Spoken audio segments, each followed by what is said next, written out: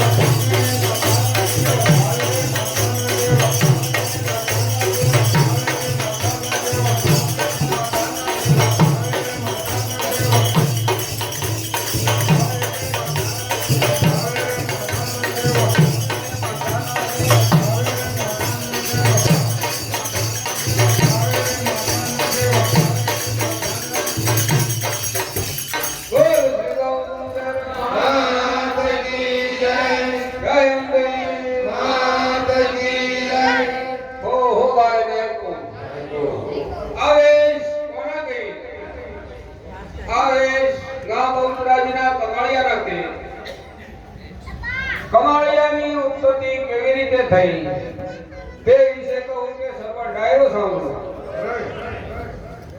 એક વખત કાલની ગામને સીમાડે મા બહુચરાજી પ્રગટ થયા હતા. ત્યાં કેટલાક ગોવાળિયાઓ ગાયો ચારતા હતા.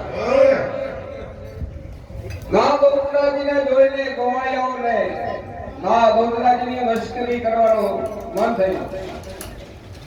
તેમાંથી તેમને એક ગોવાળિયાને પેટે કાસડું બાંધ્યું અને સ્ત્રીના કપડા પહેરાવ્યા અને મા બહુચરાજીની સામે લાવ્યા અને કીધું કે હે મા, આ અમારા દીકરાની વહુને દીકરો ઉતરશે કે દીકરી તે કહો. ત્યારે ગોવાળિયાનું આવું વચન સાંભળીને મા બહુચરાજી ખડખડાટ હસવા લાગ્યા અને કહેવા લાગ્યા કે જાઓ તેમના પેટે દીકરો ઉતરશે. માતાજીનું આવું વચન સાંભળી સામે ગોવાળિયાઓ પણ હસવા લાગ્યા અને કહેવા લાગ્યા કે હે માં, આ કોઈ સ્ત્રી નથી, આ તો પુરુષ છે. ત્યારે મા બહુચરાજી બોલ્યા કે જાઓ, મારું વચન મિથ્યા નહીં થાય. આમ કહીને ગોવાળિયાઓ ત્યાંથી દૂર ચાલ્યા ગયા અને પેટેથી તાસડું છોડવા લાગ્યા. પરંતુ તેને કરીને તાસડું છૂટ્યું નહીં. ગોવાળિયાઓ ગભરાઈ ગયા, દોડી આવીને માના શરણે પડ્યા. હે માં, અમને ક્ષમા કરો, અમને તમારી ભૂલ થઈ છે. ત્યારે મા બહુચરાજી બોલ્યા કે જાઓ, તાસડું છોડો, એમાંથી જે પુત્ર અવતરે મારા શરણે મૂકી જાય.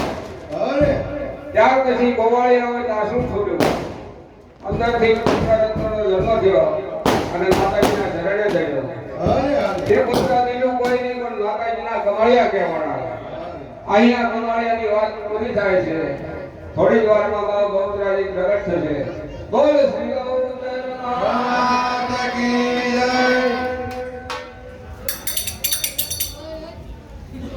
આજ મારે ઘેર થઈ છે મારી મેરમાં ગોચરા પધારો. આજ મારે ઘેર થઈ છે મારી મેરમાં ગોચરા પધારો. મારે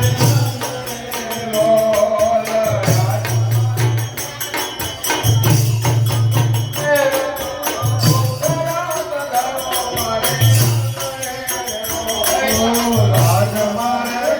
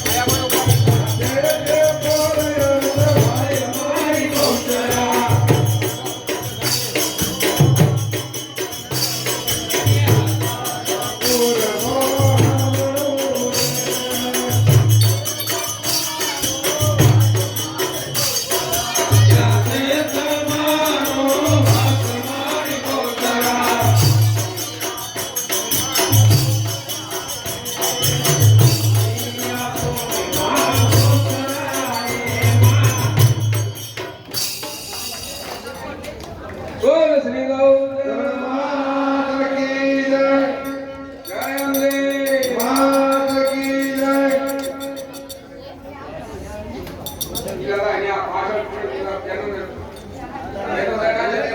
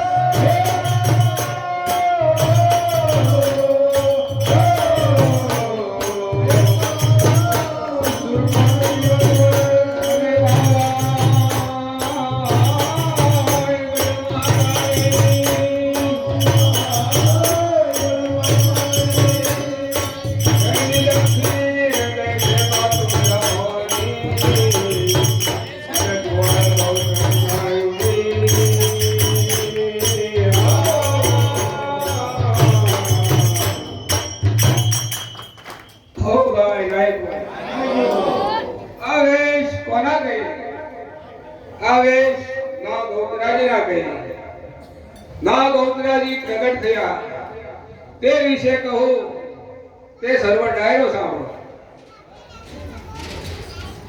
પાટણ વાડામાં ચાવડો રાજા રાજ્ય કરે અને કાલવી ગામના વજા સોલંકી રાજ્ય કરે. બંને રાજાઓને પરસ્પર મિત્રતા ગણી એક વખત કાલવી ગામેથી વજા સોલંકી પાટણ વાડે મહેમાન થયા. ચાવડા રાજાએ ખૂબ ધામધૂમથી તેનું સ્વાગત કર્યું અને ડાયરો કર્યો અને ડાયરાની નોંધ લીધી. વાત કરતા કરતા ચાવડા રાજાએ કીધું કે હે વજા સોલંકી, મારે ત્યાં રાણીને શ્રીમત છે અને તમારે ત્યાં રાણીને શ્રીમત છે, તો તમારે ઘેરે દીકરો ઉતરે અને મારે જ ઘેરે દીકરી ઉતરે તો આપણે વેવાય થઈ ચૂક્યા. અને તમારે ઘેરે જે દીકરી ઉતરે ને મારે ઘેરે દીકરો ઉતરે તો પણ આપણે વેવાય થઈ ચૂક્યા. આવું એકબીજાના કોલે બંધાય અને બંને છૂટા પડ્યા. સમય જતા જતા બંને રાણીઓને 10-10 માસ પૂરા થયા. પ્રથમ ચાવડા રાજાએ વજા સોલંકીને કહેણ મોકલાયું કે હે વજા સોલંકી, મારે ત્યાં પુત્રીનો જન્મ થયો છે. ત્યારે વજા સોલંકીને ઘેર પણ પુત્રીનો જન્મ થયો. જ્યારે વજા સોલંકીએ મનની અંદર કપટ રાખ્યું અને કહેવડાવ્યું કે હે ચાવડા રાજા, મારે ત્યાં દીકરાનો જન્મ થયો છે. આમ વાત કરતા કરતા 18 વર્ષ પૂરા થયા. બંને દીકરીઓ 18 વર્ષની પૂર્ણ થઈ એટલે ચાવડા રાજાએ લગ્નની કંકોત્રી મોકલી અને કહેવડાવ્યું કે હે વજા સોલંકી, આપના વચન મુજબ તને જાન જોડી અને પાટણ વાડે પધારો. ત્યાર પછી વજા સોલંકી પોતાના પુત્રની જાન લઈ અને પાટણ વાડે આવ્યા. ઘણા ધામધૂમથી લગ્ન કર્યા પછી વિદાય કરી જાનને. જ્યારે કરણીને ચાવડા રાજાની દીકરી રંગમહેલ ના ગઈ ત્યારે તેમને ખબર પડી કે આ તો મારો દાતે મારો અવતાર કાઢ્યો છે. આ કોઈ પુરુષ નહીં પણ મારા જેવી સ્ત્રી જ છે. ઘણા દિવસ રોકાઈને ચાવડા રાજાની પુત્રી પોતાના પિયર પાછી આવે છે. આવીને પોતાની માતાને વાત કરે છે કે હે માં, તમે તો મારો અવતાર કાઢ્યો. તમે જેની સાથે પરણાવી મને તે કોઈ પુત્ર નહીં પણ મારા જેવી સ્ત્રી જ છે. જ્યારે આ વાત જાણી ચાવડા રાજાની રાણીએ ત્યારે ચાવડા રાજાને વાત કરી. એટલે ચાવડા રાજાએ ગમના સંકલ્પ કર્યો અને કાર્તિકાને કહેવડાવ્યું કે અમારા જમાઈ આવશે તો જ અમારી દીકરીને અમે સાસરે મોકલશું. ચાવડા રાજાનું આવું કહેણ સાંભળી વજા સોલંકી ઘરના મનમાં મૂંઝાણો. પોતાના પિતાની મૂંઝવણ જોઈ વજા સોલંકીની પુત્રીએ કહ્યું, પિતાજી મૂંઝાવ નહીં, હું જાઉં છું. આમ કહીને તેણે રજવાડી પોશાક ધારણ કર્યો અને પોતાની રોજી ઘોડી રંગમાં લીધી અને પાટણ વાડે આવ્યા છે. પાટણ વાડે આવ્યા એટલે ચાવડા રાજાએ ઘણા ધામધૂમથી પોતાના જમાઈનું સામૈયું કર્યું છે. એક સરસ મજાનો ઉતારો આવ્યો છે. નાહવા માટે ગરમ પાણીની કુંડીઓ તૈયાર કરાવી છે. ચાવડા રાજા પોતાના જમાઈની પરીક્ષા કરવા માંગે છે એટલે કહેવડાવ્યું કે જમાઈરાજ, તાંબા કુંડીઓ તૈયાર છે, સ્નાન કરી લ્યો. એટલે સોલંકીને પુત્રીને થયું કે મારા સસરા મારી પરીક્ષા કરવા માંગે છે, પરંતુ કાંઈ નહીં, જે થવું હોય થાય. આમ કહીને પોતે સ્નાન કરવાની તૈયારી કરી રહી છે. ત્યાં ગામને સીમાડે પોકાર કર્યો કે દોડો દોડો, કોઈ ક્ષત્રિય બચ્ચો હોય તો વારે થાજો. દુષ્ટો આપણા ગાયોની ગાયો વાળીને લઈ જાય છે. આમ કહેતા નગરે ગાવ સાંભળી સોલંકી રાજાને પુત્રીને એમ થયું કે હું પણ ક્ષત્રિયની સંતાન છું, તો મારે પણ ગાયોની વારે જવું જોઈએ. એમ કહી અને પોતે ઘોડેસવાર થઈ અને દુષ્ટોની પાછળ ગયા. જેમની પાછળ ગયા તો તેમની પાછળ એક પુત્રી પણ હતી. ખૂબ દૂર નીકળી ગયા. દુષ્ટો ગાયો મૂકી અને ભાગી ગયા. પછી ખૂબ તડકો અને થાકને હિસાબે એક વરકડીનું ઝાડ જોયું. એમની નીચે સોલંકીની પુત્રીએ વિસામો લીધો. સોલંકીની પુત્રીએ વિસામો લીધો, સાથે આવેલી પુત્રીએ પણ વિસામો લીધો અને બાજુમાં જ પાણીનું ખાબોચિયું જોયું. એટલે તડકાથી અકળાઈ ગયેલી, થાકથી અકળાઈ ગયેલી પુત્રી પાણીમાં પડી. પાણીમાં પડી તો પુત્રી મટીને પુત્રો થયો. સોલંકીની પુત્રી આ દ્રશ્ય જોઈ અને મનમાં વિચારે છે કે કંઈક જાદુ છે. તેમણે પોતાની ઘોડીને પાણીમાં ધમારી તો ઘોડી મટીને ઘોડો થયો. તો પછી પોતે પણ પાણીની અંદર સ્નાન કરવું ઉતરી એટલે નર નાથી નારી નાથી નર બન્યો. એક ઘોડી રે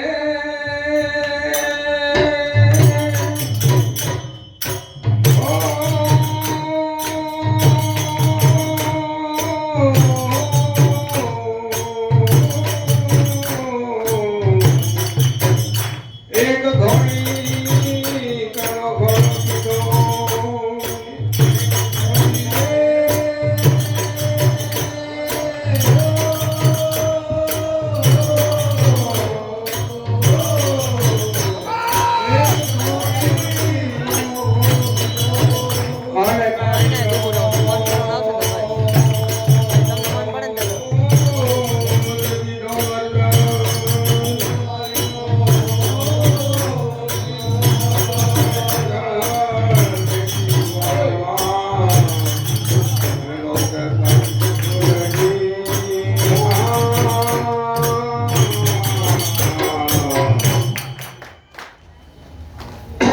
આમ કહીને વજા સોલંકીના પુત્રએ બે હાથ જોડી અને સામે ઉભા રહીને કીધું કે હે દેવ અથવા દેવી જે પણ હોય તે પ્રગટ થાઓ. પ્રગટ થાઓ. હું તમારું અહીંયા મંદિર બનાવીશ, તમને જગતની અંદર જાહેર કરીશ. ત્યારે નવ ગૌત્રાજી પ્રગટ થયા. જ્યારે નવ ગૌત્રાજી પ્રગટ થયા ત્યારે વજા સોલંકીની પુત્રીએ કીધું કે આપ કોણ છો અને આપનું નામ શું છે? ત્યારે નવ ગૌત્રાજી કહે છે એક નહેરુ રે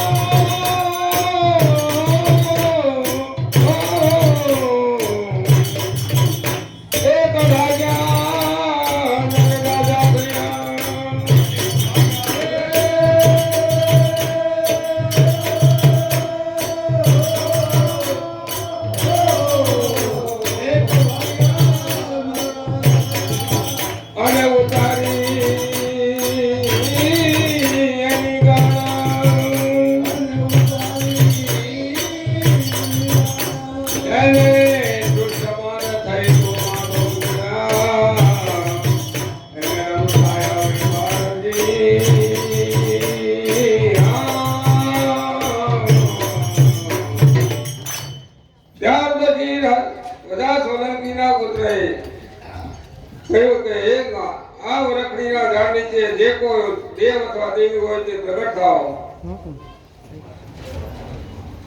હું તમારું મંદિર બનાવીશ. ત્યારે નવા ગૌત્રાજી પ્રગટ થયા. ત્યાર પછી વજા સોલંકીના પુત્રએ વાટેથી પોતાની પત્નીને તેડાવી અને કાલવી ગામ આવ્યા. અને કાલવી ગામની અંદર ઢંઢેરો પીટાયો કે કાટણના વાડાના સીમાડે માં ગૌત્રાજી પ્રગટ થયા છે. અને વજા સોલંકીના પુત્રએ ત્યાં માતા ગૌત્રાજીનું મોટું દેવળ બંધાવ્યું અને જગતની અંદર ઢંઢેરો પીટાયો અને માં ગૌત્રાજીને ત્યાં પ્રગટ કર્યા છે. અહીંયા ગૌત્રાજી માની વાર્તા પૂરી થાય છે. બોલ શ્રી ગૌચર માત કી જય. જય અંબે માત કી જય. કરતે ગુમોરનો ને માત મારી કરતે ગુમોરનો ને માત મારી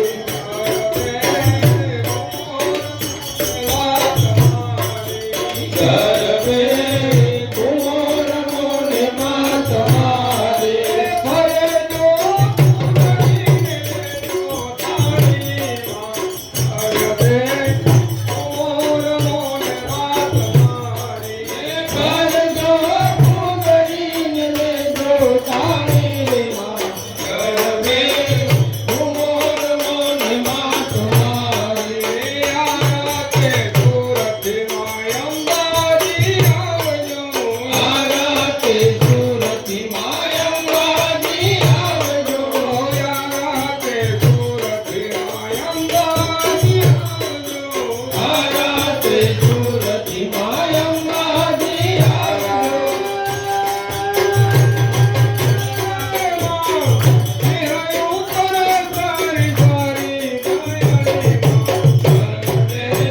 ગુમોરનો ને માત મારી ભરતો ગુમરીને લેજો તારી માં કરબે ગુમોરનો ને માત મારી ધારજો આવાતે ગઢતીમાં કાલિકા પધારજો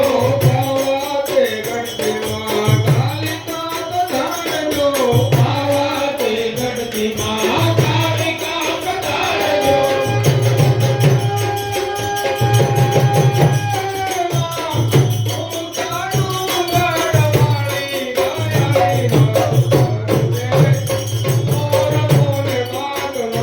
ભરજો ગુમરીને લેજો તારી માં કરબે ગુમોરનો ને માત મારી ભરજો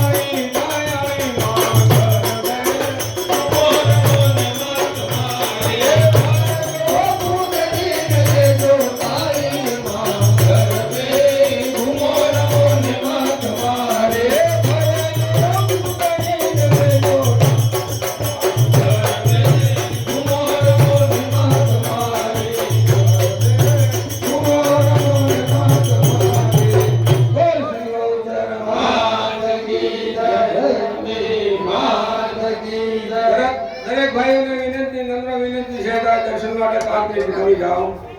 જે ભાઈઓએ આરતીનું નામ લખાવ્યા છે તે ભાઈઓ આરતી ઉતારવા માટે આગળ આવી જાય. માતાજીની આરતી ઉતરે પછી દર્શન ચાલુ કરવાના છે.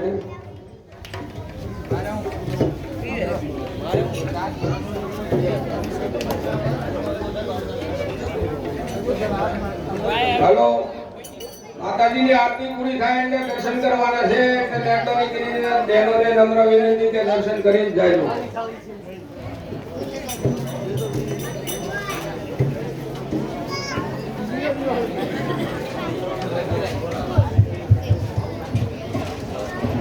હાલો, જે બહેનોએ આરતીમાં નામ લખાવ્યા હોય, કોઈ પણ બહેનોએ આરતીમાં નામ લખાવ્યા હોય તો તમને આરતી ઉતારવા ઊભું થવા માટે શું છે?